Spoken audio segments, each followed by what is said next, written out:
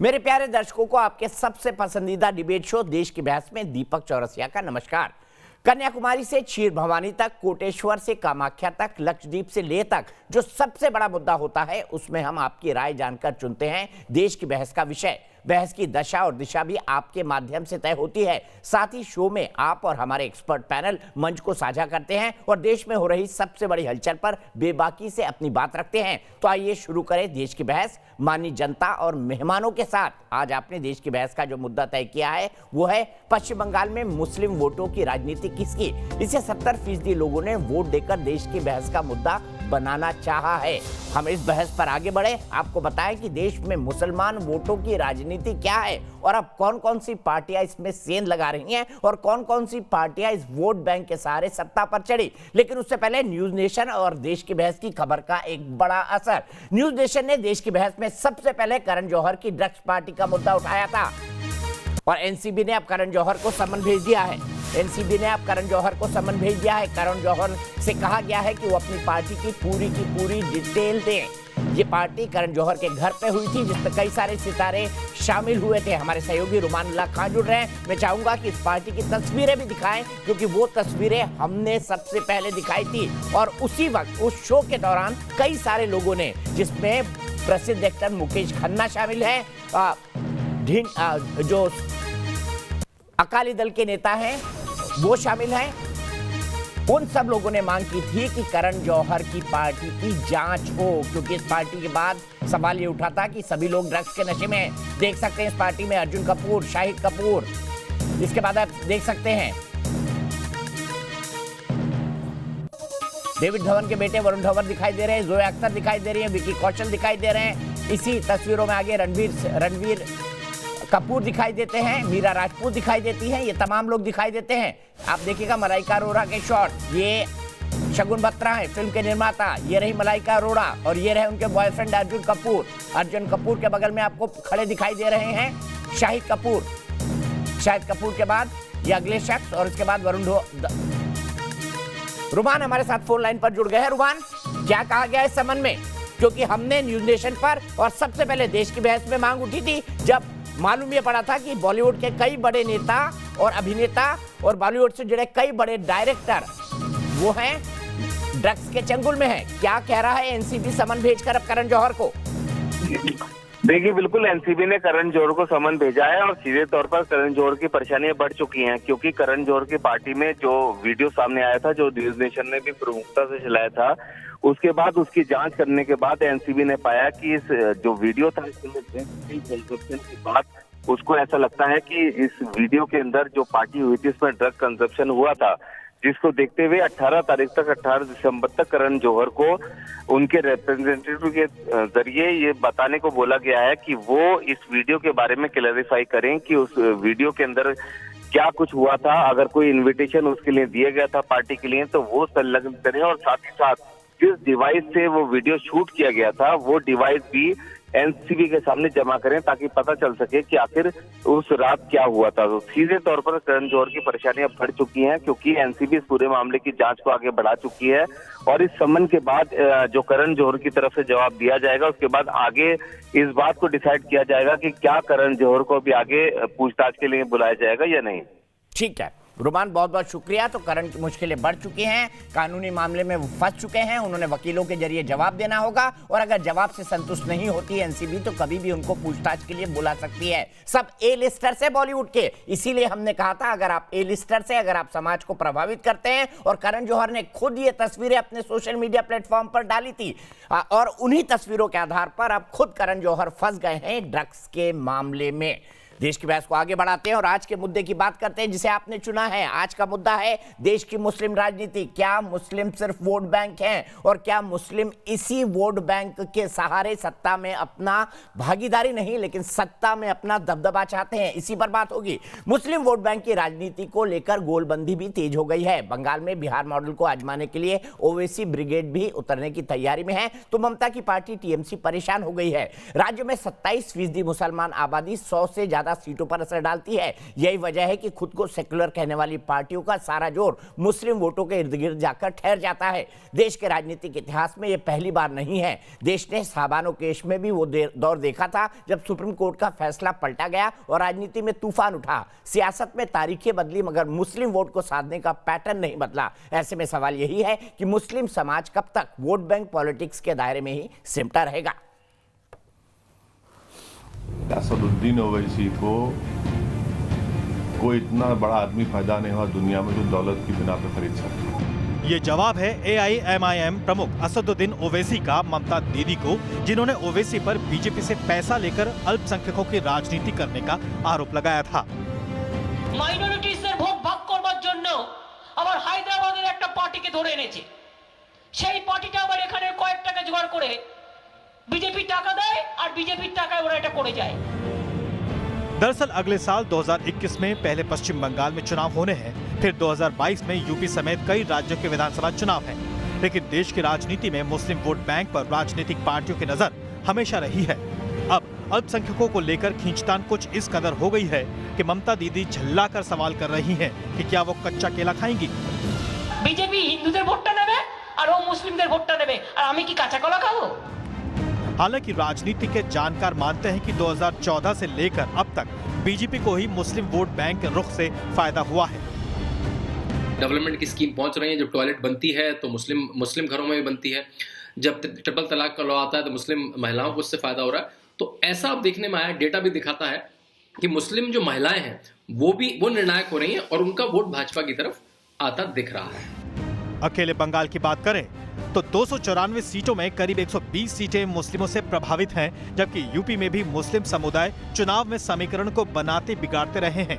यही नहीं, देश की राजनीति में कम से कम 2014 के बाद बीजेपी की दिल्ली में बागडोर संभालते वक्त मुस्लिम वोटों ने कई राजनीतिक पार्टियों का गणित या तो गर्त में पहुंचा दिया या गजब ढा दिया।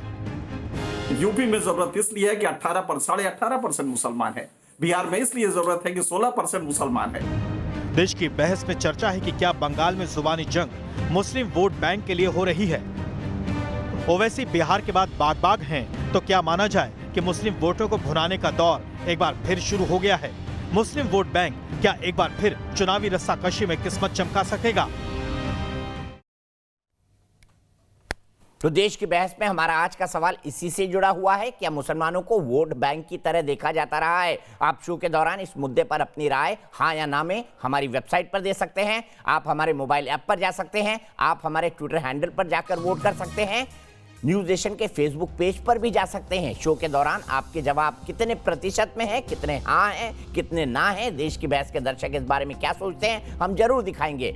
आपके अगर आपके इस कार्यक्रम के बारे में कोई राय है, कोई सुझाव है या फिर आप इसमें शामिल होना चाहते हैं तो छोटा सा वीडियो बनाकर 9711002266 पर भेज दीजिए। सीधे चर्चा की शुरुआत करते हैं। मेरे साथ एक बड़ा पैनल जुड़ा हुआ है। कई सारे मुद्दे हैं। उत्तर प्रदेश के चुनाव, जहां ओवैसी भी जाना चाहते हैं, सपा भी चाहती है मुस्लिम वोट उसे मिले, बसपा भी चाहती है, कांग्रेस भी चाहती है, थोड़े बहुत बीजेपी भी तोड़ना चाहती है, लेकिन उसको लगता है कि शायद उससे ना हो पाएगा। वहीं मुस्लिम राजनीति के धुर कहे जाने वाले हैदराबाद के अंदर भारतीय जनता पार्टी ने चमत्कारिक प्रदर्शन किया है। भले से उन्होंने ओवैसी को न हिलाया हो, लेकिन टीआरएस को जरूर हिलाकर रख दिया। क्या है इस मुस्लिम राजनीति के मायने? मुस्लिम हमेशा ये कह रहे हैं, खासतौर पर मोदी सरकार आने के बाद, कि हमें विक्टिमाइज किया जा रहा है। कितनी इसकी हकीकत है? सीधे चर्चा की शुरुआत करते हैं। डॉक्टर सुधांशु त्रिवेदी, भारतीय जनता पार्टी के वरिष्ठ प्रवक्ता और राज्यसभा सांसद मेरे साथ हैं। मेरे साथ तहसीन पूनावाला है, एक पॉलिटिकल एनालिस्ट है और कांग्रेस के समर्थक है, कांग्रेसी परिवार से आते हैं। मेरे साथ सुबीही खान है जो कि एक राजनीतिक विश्लेषक हैं। साथ ही साथ तौसीफ अहमद खान है, टीएमसी के सपोर्टर हैं। तौसीफ साहब, आप काफी परेशान दिखाई दे रहे हैं। ममता दीदी कच्चा केला खाने की बात कर रही हैं वो, क्योंकि उनको लग रहा है कि मुसलमान वोट तो ओवैसी ले जाएंगे, तो क्या मैं कच्चा केला खाऊंगी? भाई कुछ पके हुए केले भिजवा दीजिए उनको। आप तो उनके समर्थक हैं। और इतना क्या डर ओवैसी आने से? आप लोगों ने तो मुसलमान के लिए वो कुछ किया है पश्चिम बंगाल के अंदर जो शायद पाकिस्तान में लोगों ने ना किया हो।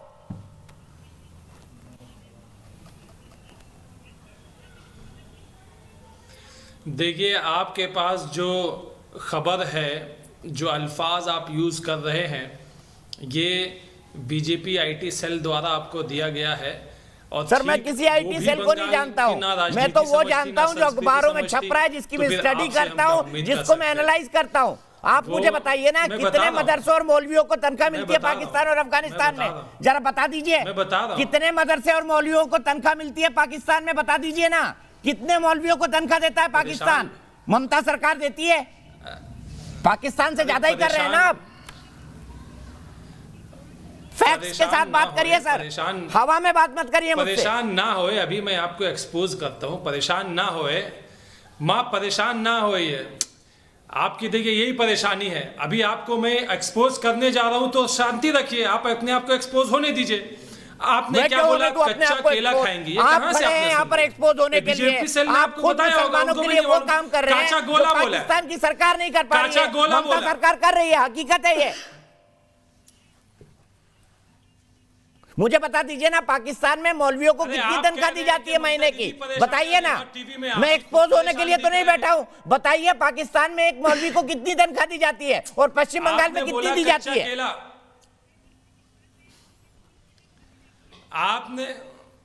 आपने बोला कच्चा केला, उसे कहते हैं काचा गोला। ये एक मिठाई होता है, रसगुल्ला होता है, वैसे काचा गोला होता है। रसगुल्ला में रस रहता है, काचा गोला जो है वो सूखा होता है। थोड़ा जानकारी कीजिए। व्हाट्सएप यूनिवर्सिटी से बाहर आइए, बीजेपी आइडिया, अब BJP media cell, IT cell से बाहर आइए, थोड़ा आइए बंगाल में आइए। बंगाल में आकर के यहाँ के मिष्टी खाइए, मिष्टी दोई खाइए, रसगुल्ला खाइए, काचा गोला खाइए।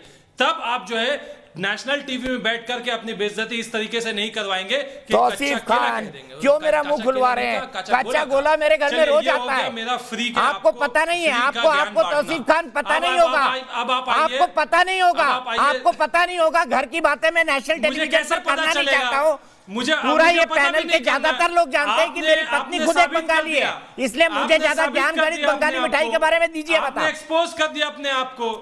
तौसीफ खान, आपकी पार्टी अपने आप को एक्सपोज कर रही है। मुझे एक्सपोज करके ना करके आपको क्या फर्क मिल जाएगा? और मुझे एक्सपोज करके 10 मुसलमानों के वोट आपको ज्यादा मिल जाए तो मुबारक हो। पॉइंट पर बात करिए।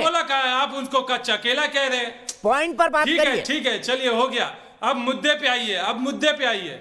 छोड़िए, आप ज्यादा बेइज्जती अपनी मत कराइए, मुद्दे पे आइए। देखिए ममता बनर्जी एक चेहरा है, कौन बैठा है यहाँ पर? बंगाल में एक लीडर है, चीफ मिनिस्टर है, संघर्ष करके लड़ी आई हुई 40 साल से यहाँ की राजनीति में एक चेहरा है जो चीफ मिनिस्टर हैं और जो चीफ मिनिस्टर की दावेदार हैं।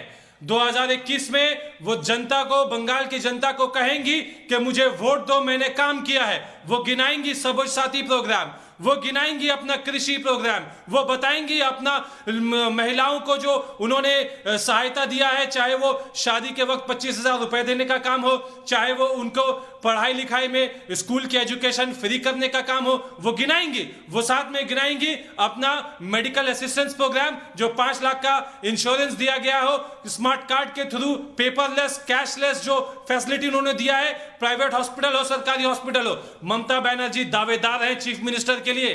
बीजेपी से कौन है दावेदार? ठीक है, दावेदारी रह के छूट जाएंगे मुझे लग रहा है। ममता बनर्जी के खिलाफ किसको खड़ा किया जाएगा? जिस तरह से उनके प्रवक्ता बने हुए हैं, वो दावेदारी रह के छूट जाएंगे। लेकिन आपने मुझे इस सवाल का जवाब नहीं दिया। पाकिस्तान में मौलवियों को कितनी तनख्वाह मिलती है जो पश्चिम बंगाल सरकार दे रही है, इसका जवाब दे दीजिए। पाकिस्तान में क्या मौलवियों को तनख्वाह मिलती है सरकार की तरफ से? अगर नहीं तो पश्चिम बंगाल सरकार मौलवियों को तनख्वाह क्यों दे रही है, इसका जवाब दे दीजिए। क्या पाकिस्तान में मौलवियों को तनख्वाह मिलती है सरकारी खजाने से, हाँ या नहीं? जवाब दीजिए। पाकिस्तान की न्यूज मैं नहीं रखता, मत रखिए, बहुत अच्छी बात है। सुधांशु त्रिवेदी जी, देश में ये क्या राजनीति है कि आप सबसे पहले अनाउंस करते हैं कि हम मस्जिद के मौलवियों को तनख्वाह देंगे, जो पाकिस्तान और बांग्लादेश भी नहीं करता। ये कौन सी राजनीति है बताइए? देखिए, अभी तौसीफ जी ने सारे अब दुर्गा पूजा में 50,000 रुपए दुर्गा पूजा पंडाल को दिया गया है, ममता बनर्जी ने ये किया है, पैसा दिया गया, वो भी बात कीजिए। सर पहले किसको दिया गया इस पे बात है ना, पटाना किसको था इस पर बात होती है। वो तो आपने मजबूरी में दिया। अब कृपया सुधांशु जी को बोलने दीजिए। आपने पूरे 5 मिनट लिए। बड़े विकास कार्यों की बात कही, हर एक पंडाल को इनके यहाँ द्वारे सरकार इन्होंने एक कार्यक्रम लिया, मगर मुझे समझ में नहीं आया कि ममता जी को ओवैसी से किस बात का डर? कौन सा ओवैसी विकास का वोट लेने आए हैं? कि बेरोजगारी का वोट लेने आए हैं, कि नौजवानों का वोट लेने आए हैं? बताइए ना कि किसानों का वोट लेने आए हैं? मुंह से मास्क हट गया जनाब। वो ओवैसी जिस वोट को लेने आए हैं, छटपटाहट उसके लिए है। ये विकास हमने ये किया, वो किया, कितना किया वो तो जनता को पता है, पर वो भी सब तो दिखावा था, वो तो चेहरे पर नकाब था, वो चेहरे का हिजाब था जो अब हटता जा रहा है, और वो लग रहा है कि ओवैसी उसी को लेके आ रहे हैं। अभी दीपक जी ने एक बात कही तो मैं विनम्रता से कहना चाहता हूं, बांग्लादेश बगल में मुस्लिम देश है, वहां जमाते इस्लामी पे शेख हसीना की सरकार ने जो कार्रवाई की, ये बता सकते हैं कितने मुस्लिम आतंकवादियों पे कार्रवाई की? यहां कुछ नहीं।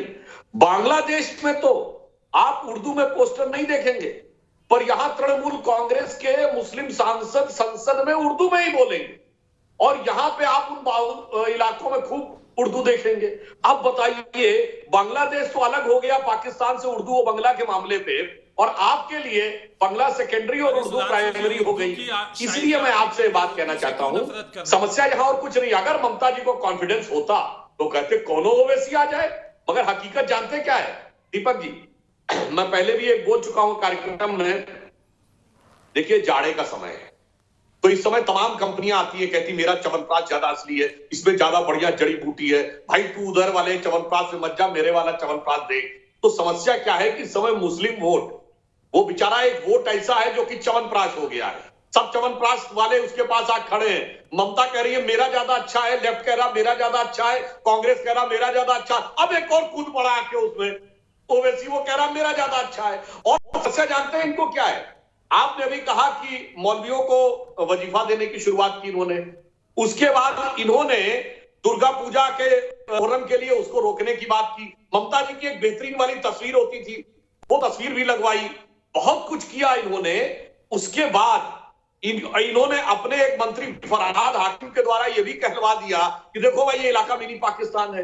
अब भैया एक कूद पड़ा उससे बड़ा वाला, जो कहता था 15 मिनट मुझे दो आर पार कर दूंगा, तो दूसरा वाला कहता 20 करोड़ 100 करोड़ पे भारी पड़ेंगे। तो ये तो एक जवाबी कव्वाली हो गई ना, कौन ज्यादा ऊंचा सुरताल बना लेगा कि वो हमारी तरफ आ जाए, उसकी समस्या है। अब एक आपको याद हो ना, पुरानी एक फिल्म थी जिसमें वो मैं हूं नंबर 1 गवैया गाना था, जिसमें कादर खान और गोविंदा दोनों सुर में सुर लगाते हैं। तो मुझे लग रहा है कुछ वैसा ही सीन यहाँ क्रिएट हो गया है, एक और गवैया आ गया, तो ज्यादा समस्या उत्पन्न हो रही है कि भाई कहीं ये मुझसे ज्यादा बड़ा सुरताल न ले जाए। हकीकत में न विकास, न बंगाल की कोई प्राइड। अरे मां माटी मानुस कहने वाली वह पार्टी, जहां के मानुस ने इस माटी को अपनी मां मानकर वंदे मातरम का उद्घोष किया। और मैं कहना चाहता हूं, वंदे मातरम आपको पता है पहली बार 1896 के कोलकाता कांग्रेस अधिवेशन में गाया गया, जिसकी अध्यक्षता रहमतुल्लाह सयानी ने की।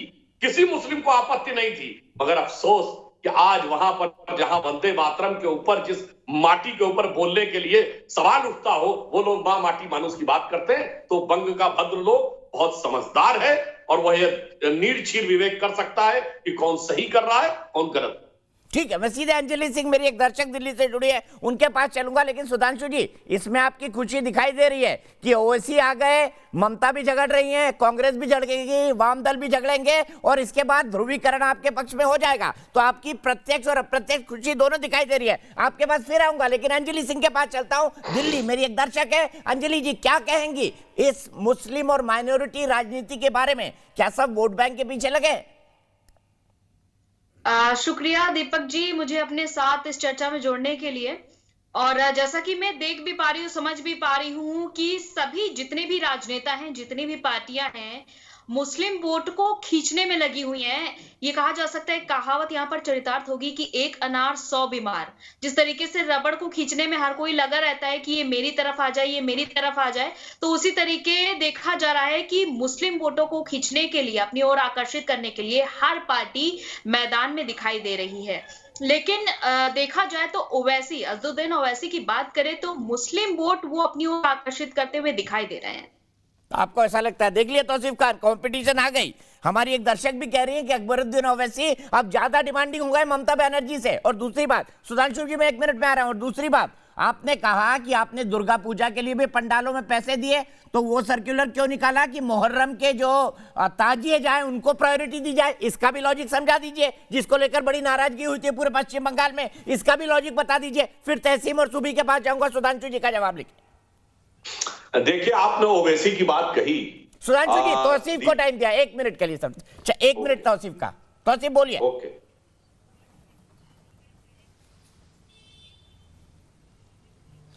देखिए, आपके टीवी में जो अभी जो दर्शक आई थी, उन्होंने सही कहा है, क्योंकि उनको दिख रहा है कि बिहार का जो रिजल्ट है, बिहार में सफलता मिली है एमआईएम को, लेकिन बिहार में और बंगाल में देखिए फर्क है। बिहार में एमआईएम पहले से थी, पहले उन्होंने इलेक्शन लड़ा, वो हारे, शायद एक सीट जीता भी था, और इस दफ़ा वो जो है वो ज़्यादा सीट 5 सीट के लगभग जीत गए।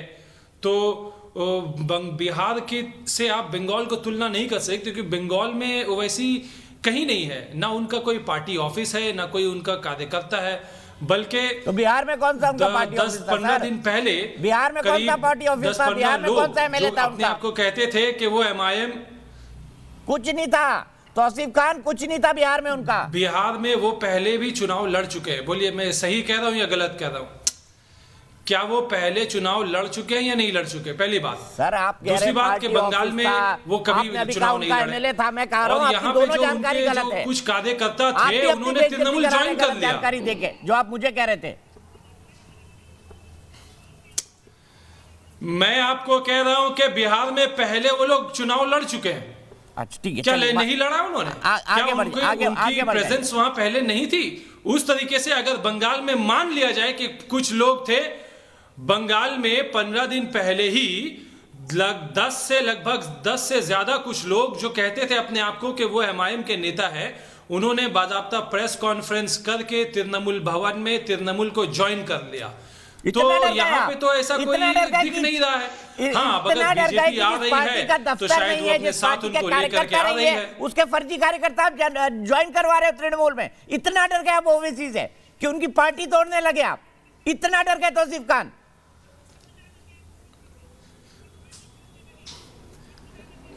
नहीं, किसने ये? आप कह रहे हैं पार्टी नहीं है, आप कह रहे हैं, बीजेपी की मीडिया सेल कह रही है कि ममता बनर्जी डर गई।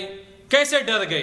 अरे डर नहीं गए होते तृणमूल भवन में, क्यों एमआईएम के लोगों को ज्वाइन करवाते? वो बेचारे खुद ही कह रहे हैं कि एमआईएम नहीं आना चाहिए। उस पार्टी के लोगों को एमआईएम नहीं आना चाहिए, ये वो खुद कह रहे हैं। चलिए, ठीक है। वो खुद कह रहे हैं, सुधांशु जी कि यहाँ एमआईएम नहीं आनी चाहिए और यहाँ उनसे कोई काम नहीं होगा, वो जीत नहीं पाएंगे, सिर्फ वोट काटेंगे, इसलिए हम तृणमूल ज्वाइन करेंगे। तो तृणमूल ने डिसीजन लिया कि ठीक है, उनको लेना है तो उनको ले लिया, वो उनका डिसीजन है। आप जो बोल रहे हैं दर्शक उसका मतलब समझ रहे हैं, लेकिन सुधांशु जी, ये वही ममता बनर्जी है जो कभी बांग्लादेशी घुसपैठियों के मामले में संसद के वेल में घुस के स्पीकर तक पहुंच जाती थी कि बांग्लादेशी घुसपैठियों को बाहर निकालो। अब उनके लिए कहती हैं कि ये तो दूध देने वाली गाय है, लात भी खाऊंगी इनकी। देखिए, जो ममता जी ने जो कार्य किया था, वो स्वतंत्र भारत के संसदीय इतिहास में नहीं, वायसराय की एग्जीक्यूटिव काउंसिल के जमाने से आज तक कभी नहीं हुआ था। स्पीकर के ऊपर फाइल फेंक दी गई हो। इस बार अभी राज्यसभा में हुआ है, पिछली बार। तो आप ये समझिए कि उन्होंने इतना बड़ा काम किया किस मुद्दे के लिए? बांग्लादेशी घुसपैठी और आज एकदम पलट गई। इसे कहते हैं इस रंग बदलती दुनिया में इंसान की नीयत ठीक नहीं। और मैं एक और बात कहना चाहता हूं, ये जो ओवैसी है, हम राजनीतिक नफे नुकसान के साथ चीजों को नहीं देखते। अगर देखते तो यूपी चुनाव से पहले नोटबंदी नहीं होती और गुजरात चुनाव से पहले जीएसटी नहीं होती। ओवैसी देश के लिए बहुत खतरनाक संकेत है। क्यों? याद करिए, आज से 100 साल पहले जब आप कट्टरपंथी ताकतों के आगे झुकना शुरू करते हैं, जिन्ना ने क्या किया था? पहले कांग्रेस थी जो ये कहती थी कि मुस्लिमों के लिए पृथक निर्वाचन क्षेत्र की मांग उसने मान ली। उसके बाद क्या हुआ? जिन्ना ने कहा मैं महात्मा गांधी को महात्मा नहीं बोलूंगा क्योंकि यह हिंदू उपाधि है, कांग्रेस ने मान लिया। फिर उसने कहा वंदे मातरम नहीं बोलूंगा, कांग्रेस ने मान लिया। फिर जिन्ना ने कहा अब कब तक लाल बाल पाल और गांधी जी के पीछे खड़े रहोगे, मेरे पीछे खड़े हो जाओ। वही हरकत, ट्रिपल तलाक, धारा 370, श्री राम जन्मभूमि, कॉमन सिविल कोड, सब पे आप ओवैसी जैसे लोग यहां में हां मिलाते हैं। आज ओवैसी कहता है कब तक मुलायम सिंह, लालू यादव, ममता बनर्जी और राहुल गांधी के पीछे खड़े हो गए? हमारे पीछे खड़े हो जाओ, अपना नेता चुनो। अपना वर्ड कहता है, और पार्टी का नाम क्या है? मजलिसे इत्तेहादुल मुसलमीन, यानी मुसलमानों में इत्तेहाद यानी एकता के लिए समर्पित पार्टी। तो भाई ये तो आप ही ने खड़ा किया है। ये जिन्ना का भी 100 साल पहले कांग्रेसियों ने खड़ा किया था, यानी आज के तथाकथित सेकुलरवादियों ने आज 100 साल बाद उनका पुनर्जन्म जो करवा रहे हैं ये ओवैसी के केस में, वो इन्हीं लोगों ने खड़ा किया है। अब आपको अपने ही जिन्न से डर लग रहा, मैं कह रहा हूं ये हमारे आपके डरने की बात नहीं, ये देश के लिए डरने की बात। लेकिन सुधांशु जी, उस जिन्न से आप तो बड़ा खुश होते हैं, आपको लगता है कि बार बार ये जिन्न बोतल से बाहर निकले, मजा आएगा, मुसलमान वोट बटेंगे, आपको हिंदू वोट मिलेंगे। ये भी आपकी राजनीति है, स्वीकारना चाहिए आपको बिना संकोच। दीपक जी, जो ये कहे कि मैं वंदे मातरम नहीं बोलूंगा, जो कहे मैं भारत माता की जय नहीं बोलूंगा, जो कहे कहां संविधान में लिखा है कि राष्ट्रीय गान बजे तो हमें खड़ा होना चाहिए, जो कहे इस देश में शरिया अदालतें होनी चाहिए, जो ये कहे कि ट्रिपल तलाक गलत है, जो कहे कि वहां तथाकथित बाबरी मस्जिद है, कोई सामान्य व्यक्ति समझ सकता है ये बातें सुन के किसी भाजपा कार्यकर्ता के मन में पीड़ा उत्पन्न होती होगी या प्रसन्नता उत्पन्न होती होगी। हकीकत में था इनके दिल में प्रसन्नता उत्पन्न होनी थी, मगर अभी वो कंपटीटर बन गया है, मतलब गुरु गुड़े रहे चेला शक्कर हो गया है, समस्या इनके लिए हो गई। सीधे चलता हूं तहसीन पूनावाला के पास। तहसीन पूनावाला, देखिए, जिन्ना ही थे जिन्होंने गांधी जी को महात्मा नहीं बोला, और क्या आपको लगता है कि वही सोच इस देश में वापस आती जा रही है? क्योंकि उसी सोच का एक परिणाम मैं थोड़ी देर बाद ब्रेक करने जा रहा हूं। आप मुझे बताइए तहसीन पूनावाला, क्या कांग्रेस वो पॉलिटिकल पार्टी नहीं है जिसने अनावश्यक तौर पर माइनॉरिटी वोट बैंक को साधने के लिए दुनिया भर के कॉम्प्रोमाइज किए और आज उसी का शिकार हो गई?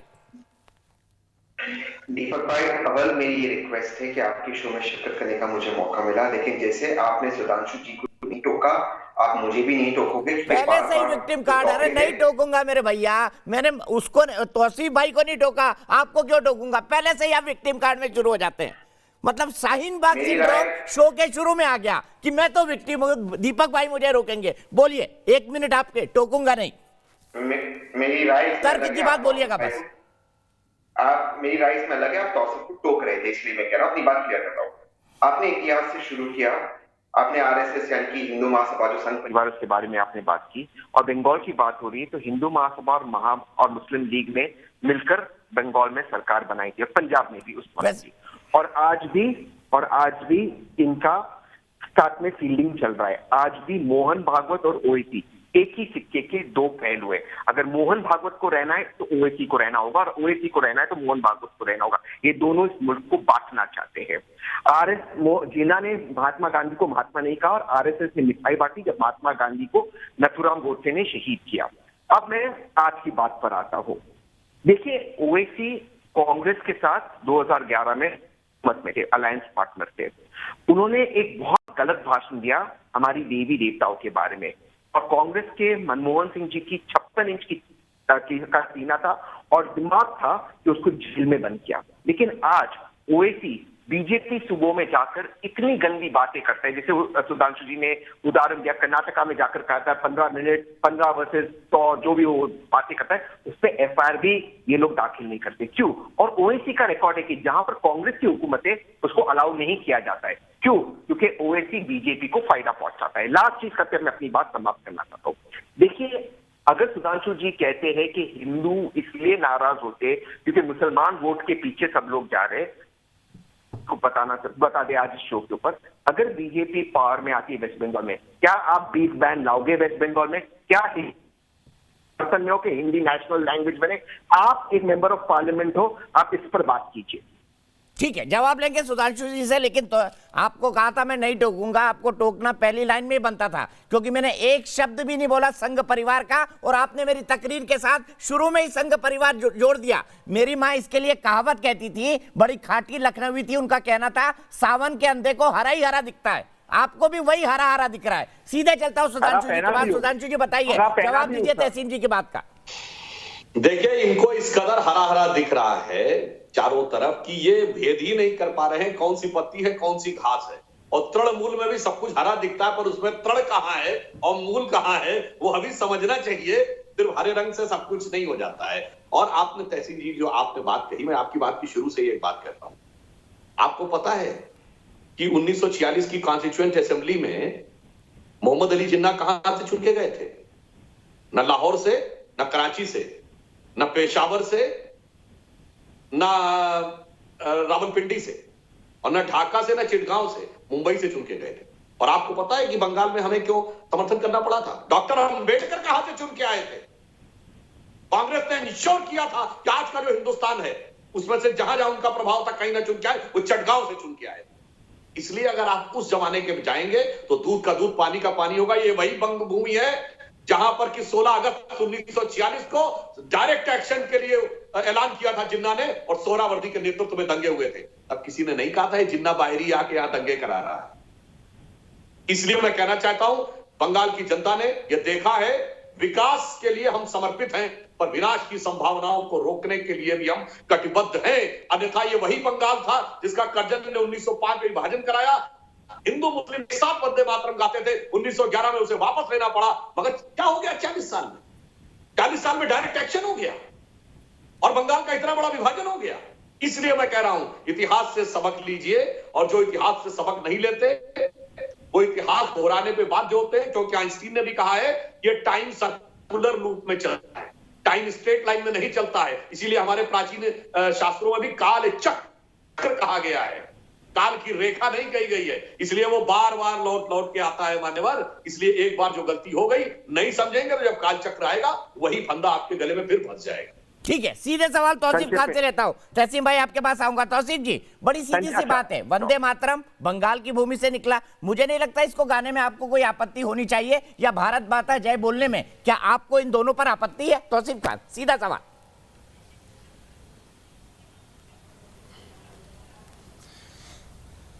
बिल्कुल आपत्ति नहीं है। और ये सुधांशु जी अभी थोड़ी देर पहले उन्होंने ने बोला था, शायद आपके चैनल में नहीं तो दूसरे चैनल में आज ही बोला था, कि बंगाल की जमीन में हिंदू मुस्लिम ने साथ मिलकर गाया था ये वंदे मातरम। और इससे उनको ये समझ में आ जाना चाहिए कि बंगाल की संस्कृति कैसी है। यहाँ पे ये कम्युनल पॉलिटिक्स नहीं चलेगी। यहाँ पे कोई कम्युनल पॉलिटिक्स को आप नहीं मानेंगी। यहाँ की जनता, आप यहाँ की जनता को आकर के काम की बात कीजिए, काम दिखाइए तो ठीक है। वंदे मातरम जब लेकिन गाया अगर जाता है तो भारत माता की जय बोला जाता है। आप नेशनल टेलीविजन पर बोल दीजिए। मैं कुछ प्रूव करने के लिए नहीं बोल रहा हूं, मैं तो भारत की माता की जय के लिए बोल रहा हूं। माँ माटी के लिए बोल दीजिए, माँ माटी के लिए बोल दीजिए। आपका तो नारा है ना, माँ माटी। देखिए परेशानी कहाँ पे है, ये परेशानी ऐसे हो जाती है। देखिए अब देखिए, आप माँ के लिए नहीं बोल, भारत माँ की जय बोल दीजिए। आपका तो नारा है माँ माटी और मानो। कहेंगे भारत सर्टिफिकेट आप बांटेंगे। अरे आप सर्टिफिकेट बांटेंगे, मैं कौन सा सर्टिफिकेट बांट रहा हूँ भाई? आप सर्टिफिकेट बांटेंगे तो उससे आपत्ति है कि आप कौन सा सर्टिफिकेट बांटने वाले? बिल्कुल आप सर्टिफिकेट बांटते, आप तो सर्टिफिकेट बांटने बैठ गए। मैं कौन होता हूँ? अभी मैंने बोला कि कोई आपत्ति नहीं है, अभी मैंने बोला कि कोई आपत्ति नहीं है, मिल करके बोला है यहाँ पे लोगों ने। अब आप सर्टिफिकेट बांटने बैठ गए। ये है आरएसएस का संघ परिवार का प्रोपेगेंडा जो अब आप कर रहे हैं। एक साथ बोलते हैं, आप बोल रहे हैं, एक साथ बोलते हैं। और बीजेपी और आरएसएस वाले आप लोग मिल करके बोलते हैं। सर तौसीफ भाई, मैं और आप बोल देते हैं, आप मेरे भाई हैं, बोल दीजिए मेरे साथ मिलके भारत माता की जय या भारत माँ की जय। माँ माटी और मानुष तो आपकी पार्टी का नारा है ना, मिलके बोल देते हैं हम भारत माता की जय। दिक्कत क्या है? मैं और तहसीन मिलके बोल देते हैं, मैं और सुबी मिलके बोल देते हैं, मैं और सुधांशु जी मिलके बोल देते हैं। भारत माता की जय बोलने में दिक्कत क्या है? नहीं, मैं एक बात कह दूं दीपक जी, सुधांशु अनुमति हो तो एक बात खामोश हो गए आप। ये वंदे मातरम लिखा बंकिम चंद्र चटर्जी ने, जो आरएसएस के नहीं थे। पहली बार गाया गया कोलकाता अधिवेशन में रहमतुल्लाह सयानी की अध्यक्षता में, वो आरएसएस के नहीं थे।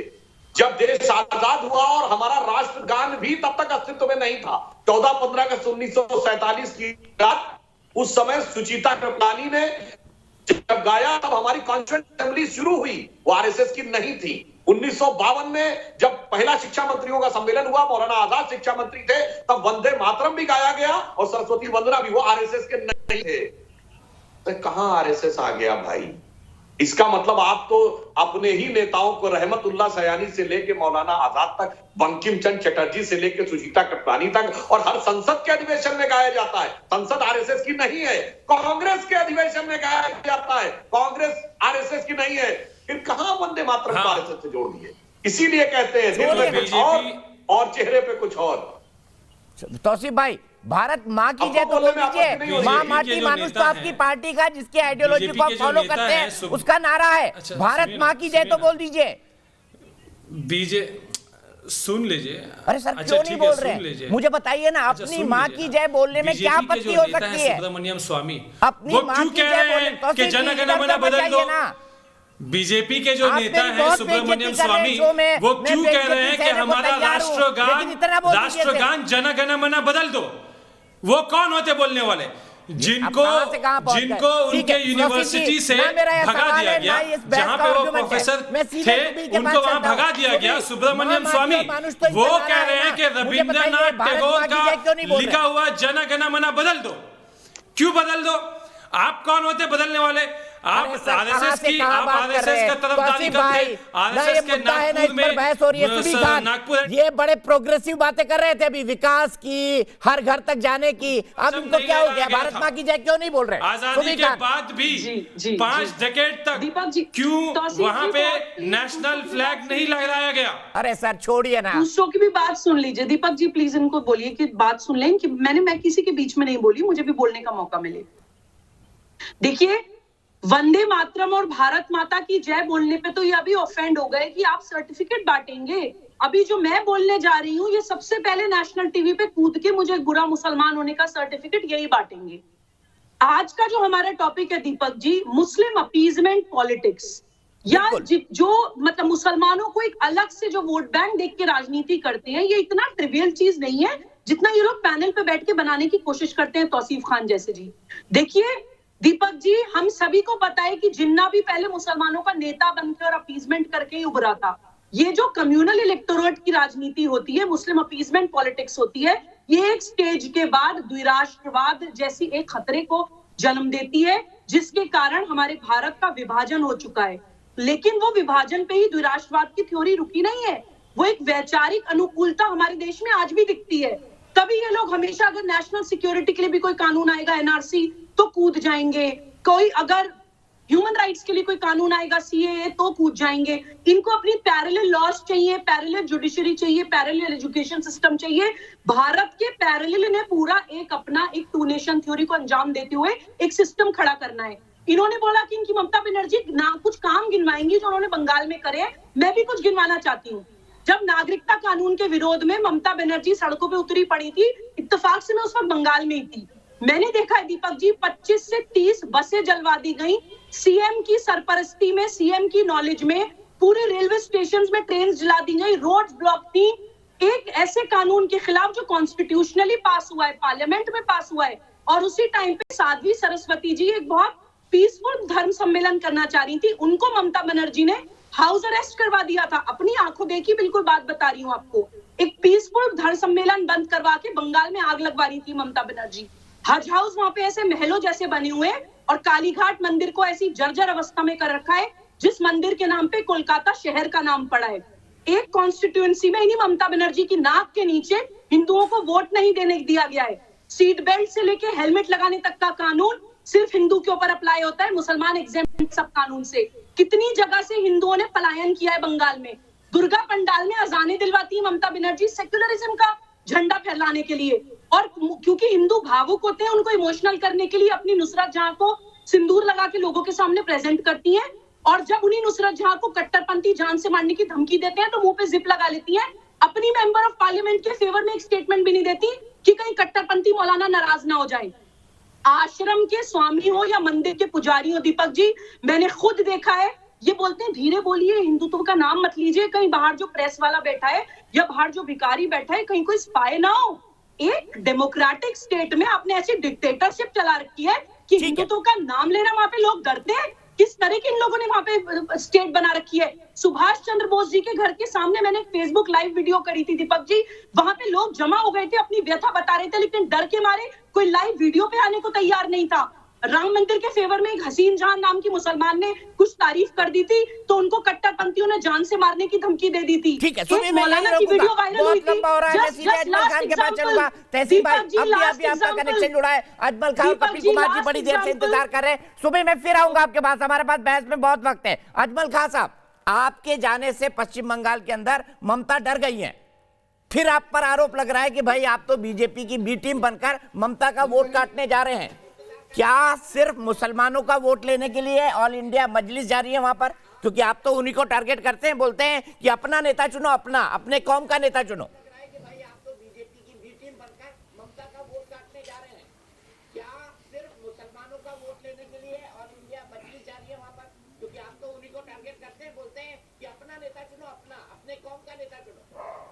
देखिए, पहले तो मैं आपका धन्यवाद करना चाहूँगा जो आप इतनी मोहब्बत दिखाते हैं हमसे और मुसलमानों से। दूसरी बात ये है कि इलेक्शन लड़ने का हमारा अधिकार है भाई। अगर हम बंगाल में पहली बार इलेक्शन लड़ने जा रहे हैं तो जाहिर है कि लोग तरह तरह की बातें करेंगे। ममता जी कुछ कहेंगे, सुधांशु जी कुछ कहेंगे, हाँ, लंबी चौड़ी बातें गिनाएंगे। लेकिन क्या सिर्फ मुसलमानों को ही आप वोट बैंक की तरह देखते हैं? हिंदुओं को वोट बैंक की तरह नहीं देखते हैं? हिंदुओं के वोट में सेंध लगाने की पूरी कोशिश कर रहे हैं। जो ममता जी को मिलता रहा है, सुधांशु त्रिवेदी जी की पार्टी, उसको आप वोट बैंक की तरह नहीं देखते हैं? उनको भी कहा दलितों के वोट में पूरा सेंध लगा दिया। कांसीराम में उत्तर प्रदेश में, उसको भी आपने वोट बैंक की तरह नहीं देखा। आपको सिर्फ एक बैंक दिखाई देता है, वो मुसलमानों का। सर, मैंने उनको भी बोला आपका कि आप तो बड़े खुश होकर ओवैसी जा रहे ताकि हिंदू वोट आपको मिल जाए। दूसरा सवाल, कोई भी पार्टी इलेक्शन लड़ने जाएगी, दूसरे के एस्टेब्लिशमेंट नहीं करता, दूसरे के एस्टेब्लिशमेंट में अगर थोड़ा बहुत भी कमी आएगी तो उन्हें परेशानी होगी।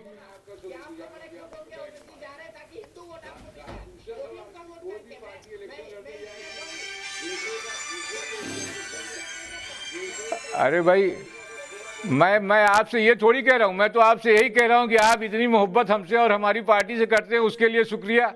आपकी जो नफरत है बीजेपी के लिए, उससे मैं भी खुश होता हूँ, ऐसी क्या बात है। लेकिन हमारा वोट लड़ने का नफरत नहीं है, वोट लड़ने का जो अधिकार है उससे थोड़ी रोका जा सकता है। वोट लड़ेंगे, किसी न किसी को फायदा नुकसान होगा भाई। ये दुनिया जो सिस्टम है, किसी भी फील्ड में कोई आदमी एस्टेब्लिश होगा तो पहले अपना फोन ठीक करवा लीजिए क्योंकि आपका फोन डिस्कनेक्ट हो गया। मैं फिर आता हूँ आपके पास, सीधे चलता हूँ तहसीम के पास। तहसीम, देखिए, मुझे एक जमाने में एक बहुत बड़ी नेता का एक बयान याद है जिसमें उन्होंने कहा था, और मैं ये बात कर रहा हूं एक पॉलिटिकल पार्टी की नेत्री की, कि मुसलमानों को सिर्फ कट्टरपंथी पसंद है।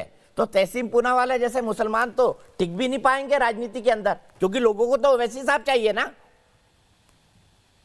बिल्कुल नहीं। और आपकी पार्टी रिलेवेंट होती जा रही है, ये भी एक हकीकत है इसी चक्कर में, क्योंकि आप अभी वहीं घूमते रहते हैं उसी के आसपास, कभी शाहीन बाग के आसपास, कभी दिल्ली दंगों के आसपास, कभी सिख भाइयों के साथ रहता हूँ जो हमारे किसान सड़क पर है। वही सिख भाई ना 1984 में जिनको मारने के लिए आपके कई नेता अभी जेल में बंद हैं, जिनका नरसंहार करने के लिए कई नेता अभी जेल में बंद है आपके, वही सिख भाइयों की बात कर रहे हैं आप।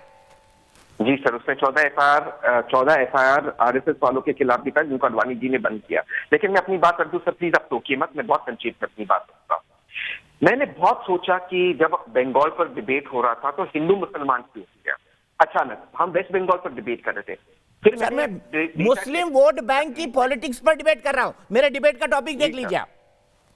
सर लेकिन मुझे जब विक्रम ने फोन किया उसने कहा वेस्ट बंगाल पॉलिटिक्स पर, कोई बात नहीं, आपका विशेष अधिकार उस पर डिबेट करना। फिर मैंने सोचा कि इस पर डिबेट क्यों हो रहा है, तो मैंने डेटा देखा, सरकार का डेटा देखा, और मैंने देखा कि उत्तर प्रदेश और बिहार के हर पैरामीटर से वेस्ट बंगाल आगे है।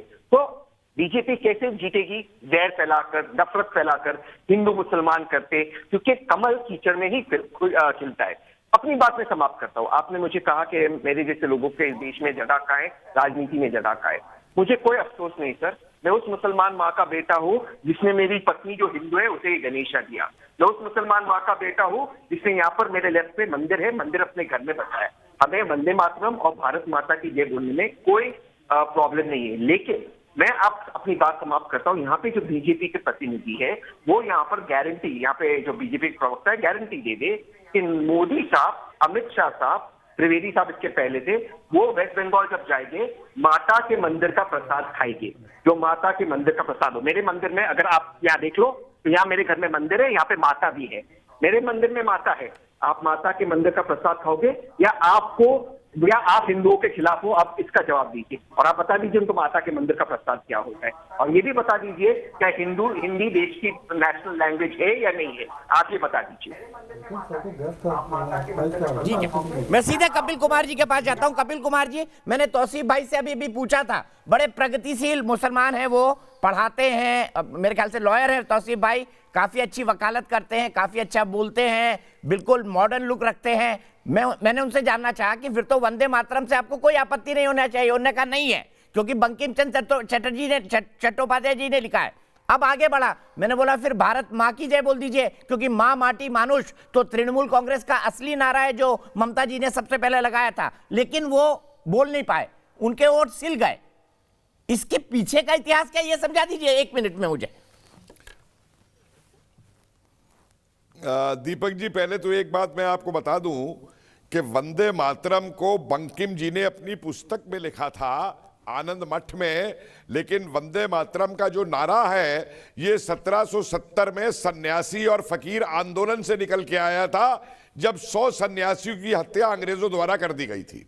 वंदे मातरम में ऊपर एक कंट्रोवर्सी 1937 में मुस्लिम लीग ने खड़ी की थी, जब कांग्रेस की मिनिस्ट्री प्रांतों के अंदर बनी थी तो वहां पे वंदे मातरम गाया गया और उस पर मुस्लिम लीग ने कहा वंदे मातरम नहीं गाया जाएगा, और ये मुकदमा जो है टैगोर जी तक पहुंचा और वहां पे जवाहरलाल नेहरू भी गए और सुभाष चंद्र बोस भी गए, और सुभाष चंद्र बोस ने कहा कि ये सांप्रदायिक मांग है, अगर अब इसके आगे झुक जाओगे तो कल को फिर और इनकी कोई सांप्रदायिक मांग आएगी मुस्लिम लीग की।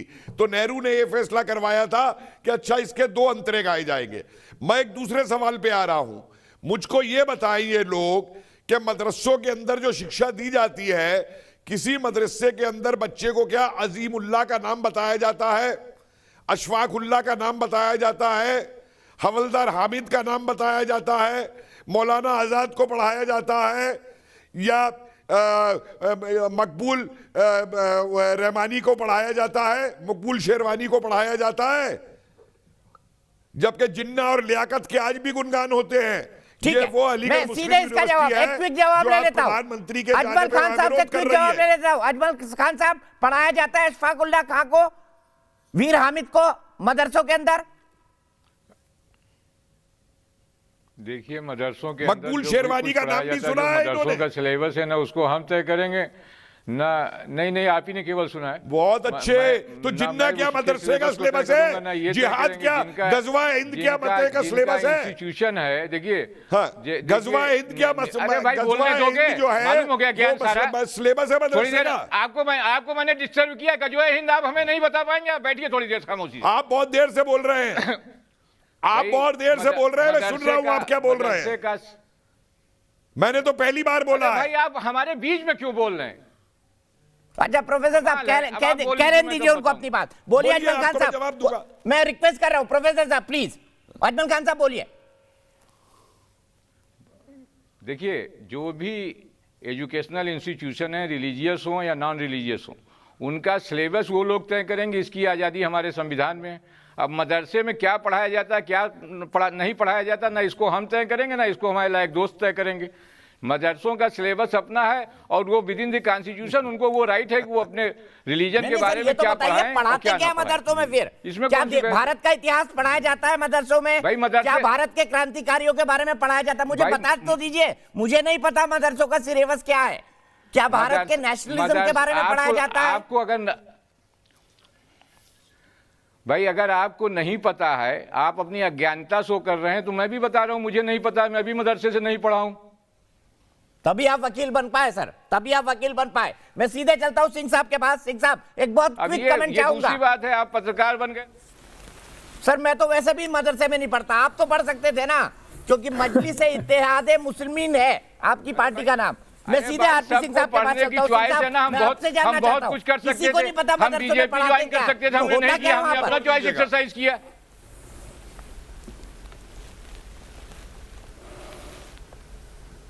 दीपक जी मुझे 1 मिनट और दीजिएगा, मैं आऊंगा सर ब्रेक के बाद। सिंह साहब जल्दी से, मुझे ब्रेक लेना है बहुत जरूरी।